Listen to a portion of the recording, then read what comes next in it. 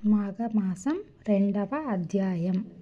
వశిష్ఠ మహర్షి మాఘమాస మహిమను దిలీపుడికి వివరించగా శివుడు పార్వతీదేవికి మాఘమాస మహాత్మ్యాన్ని చెప్పిన ప్రసంగాన్ని వివరిస్తారు ఇక్కడ.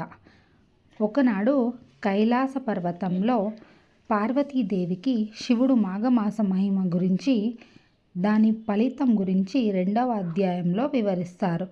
ప్రయాగ క్షేత్ర మహిమను మరియు మాఘమాస ఫలితాన్ని వివరించమని శివుణ్ణి ప్రార్థించగా శివుడు ఆనందంతో ఈ విధంగా ఉపదేశిస్తాడు. మాఘమాసంలో సూర్యుడు మకర రాశిలో ఉండగా ప్రాతకాలంలో నదీ స్నానం చేయాలి. సర్వ పాప విముక్తుడైన మోక్షాన్ని పొందుతారు. ప్రత్యేకంగా ప్రయాగంలో నదీ స్నానం చేసిన వారికి పునర్జన్మ అనేది ఉండదు అని శివుడు చెబుతాడు. నదికి వెళ్ళలేకపోయినా బావిలో నీటిని తోడుకొని అయినా ఈ స్నానాన్ని చేయవచ్చు. మనకు బావిలు కూడా దొరకకపోతే గోపాదం మునిగిన నీటిలో స్నానం చేసిన మాఘమాసం ఫలితం లభిస్తుంది. స్నానానంతరం సూర్య నమస్కారం, విష్ణు పూజ, దాన ధర్మాలు, శివాలయం లేదా విష్ణు మందిరంలో ప్రదక్షిణ చేయాలి. వైకుంఠ ప్రాప్తిని పొందుతాము ఇలా చేస్తే. స్త్రీలు కూడా మాఘమాస వ్రతాన్ని ఆచరించాలి. ప్రాతకాలంలో లేచి స్నానం చేసి పూజలు చేసి భర్త సేవ చేసిన స్త్రీ సౌభాగ్యవతి అవుతుంది అని శివుడు పార్వతీదేవికి వివరిస్తూ ఉంటారు. మాఘ స్నానాన్ని నిర్లక్ష్యం చేసిన వారు పాప ఫలితంగా నరక బాధలు అనుభవించాల్సి వస్తుందని శివుడు పార్వతీదేవితో ఉపదేశిస్తారు. కానీ పాపులు కూడా మాఘమాసంలో నదీ స్నానం చేస్తే, విష్ణు పూజ చేస్తే వారి పాపాలు నశించి వైకుంఠ ప్రాప్తి కలుగుతుందని శివుడు పార్వతీదేవికి ఈ రెండవ అధ్యాయం ద్వారా ఉపదేశిస్తారు. అందుకే మాఘమాసం ప్రతిరోజు చేయాలి మనము. ఎందుకంటే మాఘమాసంలో మనము శివకేశవులిద్దరిని పూజించవచ్చు.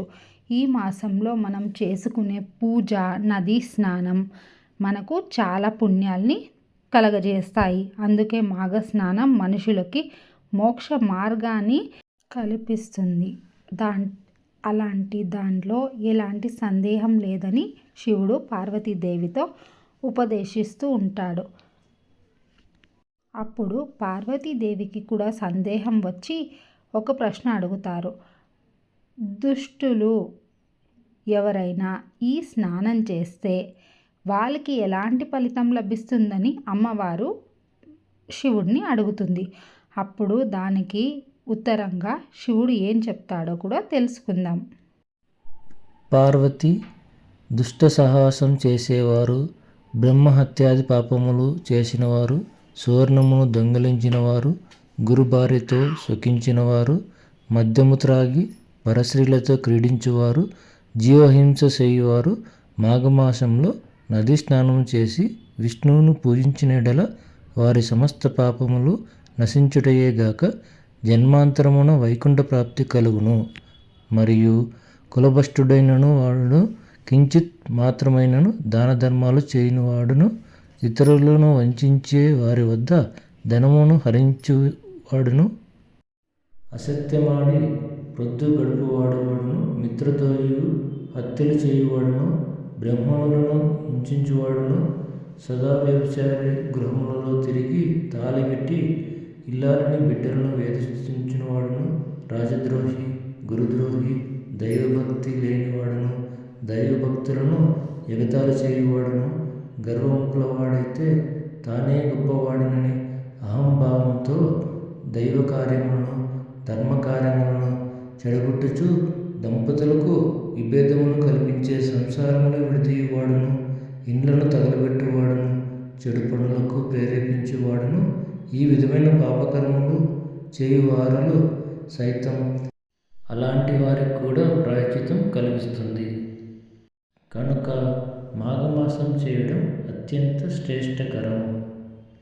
ధన్యోస్మి స్వామి మాఘమాసం గురించి బాగా వివరించారు. మాఘమాసం 2వ అధ్యాయం సంపూర్ణం.